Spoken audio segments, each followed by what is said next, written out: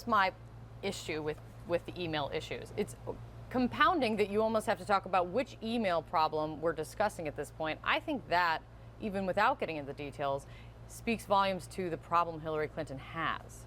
It just muddies the waters and speaks to a branding that Donald Trump has successfully kind of labeled her with. Well, it speaks to the perception that's existed with the Clintons for decades now, right? I think that's the interesting element here. The Clinton campaign has been furious all week about the reporting related to the emails, about the reporting related to Cheryl Mills going up to New York on her personal time to interview people for the Clinton Foundation. They say we're making a lot out of We're making a lot out of something that doesn't exist. There's no evidence that Hillary Clinton had anything to do with these emails, all this type of stuff. But again, it feeds into this idea that the Clintons operate by a different set of rules. It feeds into the idea that the Clinton Foundation is some type of corrupt pay-for-play organization.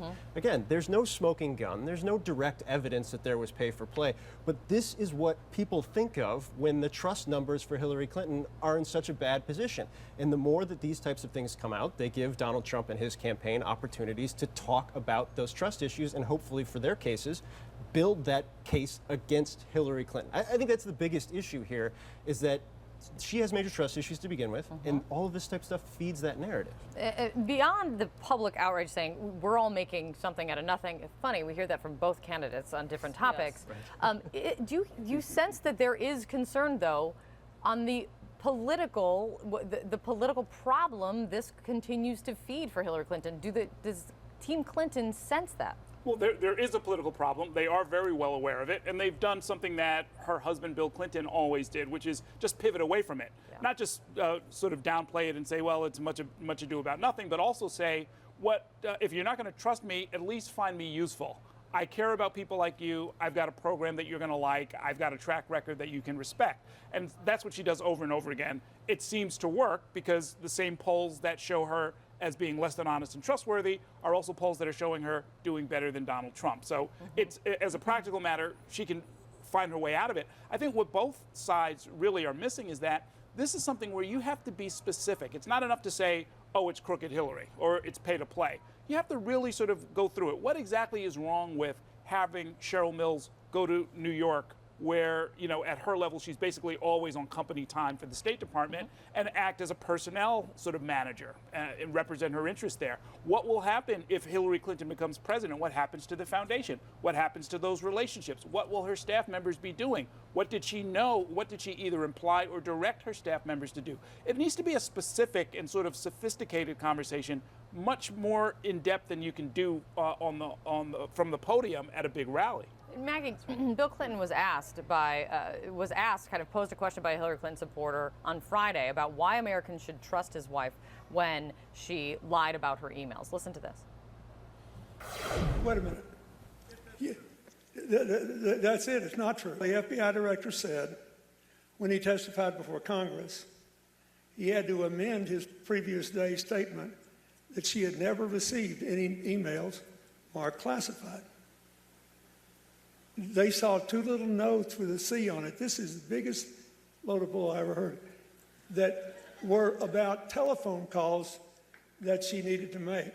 And the State Department typically puts a little C on it to discourage people from discussing it in public. Does that sound threatening to the national security to you? Bill Clinton's doing what Bill Clinton does. He's trying to explain it, and he's saying, but the basic answer is, it's not truthful. Do not listen to this. Right. I mean, he's getting the times when you see Bill Clinton get most frustrated in his wife's campaigns is when he feels like she is being attacked. And so we saw this in 2008. We're seeing it now. It is not a surprise. Also, you know, the foundation is his baby, and he is incredibly defensive of and proud of it. The problem is, I agree with Errol that it's a complicated story to tell.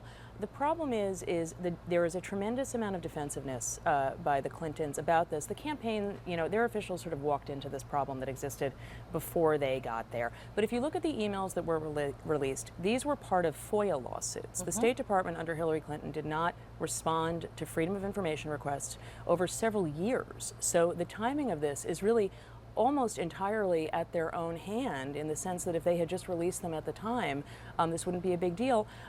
You know, you can get into equivalent weights of the two campaigns on transparency, and lack of equivalency, but these are legitimate questions to ask about a future president, especially one who is talking about the lack of transparency about her opponent. You were at that event.